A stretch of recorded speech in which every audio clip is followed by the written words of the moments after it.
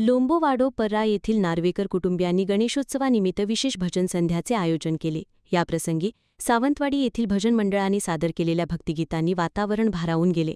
भक्तिभावाने रंगलेल्या या कार्यक्रमाला अनेक भाविकांनी उपस्थित राहून उत्सवी सोहळ्याचा आनंद लुटला.